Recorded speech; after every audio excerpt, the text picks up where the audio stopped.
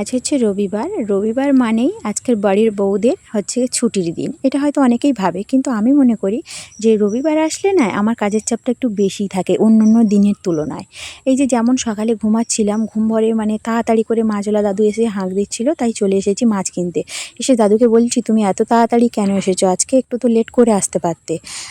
জানো না আজকে রবিবার? দাদু বলছে যে একটু বেলা করে আসলে কি তোমরা মাছ নেবে? তখন তো বলবে মাছ পচে গেছে, তাই তাড়াতাড়ি এসেছি। যাই হোক, কথা বলতে বলতে এখানে মাছ নিয়ে নিয়েছি 1 কিলো তেলাপিয়া।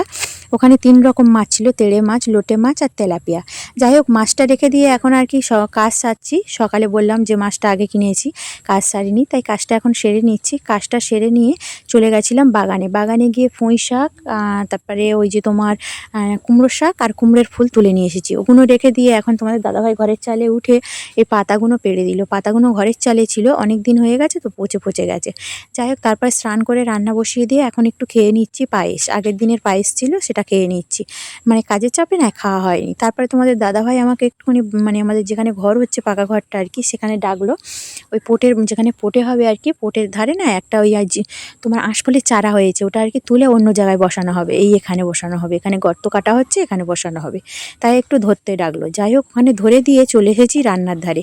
ভাত হয়ে গেছে, মাছ ভাজা হয়ে গেছে। এই মাছ দিয়ে আর পুঁই শাক আলু দিয়ে ঝোল করব, আর এখানে কুমড়ো ফুল কাটা আছে, ভাজা করব। আর এখানে তোমার পাঁচমিশালি সব রকম সবজি কাটা আছে, সেটা দিয়ে আর কি চচ্চড়ি করব। চলো, কথা বলতে বলতে আবারও আমার রান্না হয়ে গেল। এখানে যে কুমড়ো ফুল ভাজা, পাঁচমিশালি চচ্চড়ি, আর আগের দিনের হচ্ছে আলু দিয়ে কলিম শাক মাছের ঝোল, সেটা ফ্রিজে ছিল, বার করে নিয়েছি। আগের দিনে ফ্রিজে ছিল, বার করে নিলাম। ঝাল আছে, এই যে মাছের ঝাল, এটাও ফ্রিজে ছিল আগের দিনের, এটাও বার করে নিয়েছি। আর এটা হচ্ছে আজকের তরকারি, তেলাপিয়া মাছ আলু দিয়ে ঝোল, আর সাথে আছে একটু মাংস, আর সাথে আছে মাংস। চলো, আজকে রবিবারের খাওয়া দাওয়াটা তো ভালো হলো, আর ভিডিওটা কেমন লাগলো কমেন্ট করে জানিও।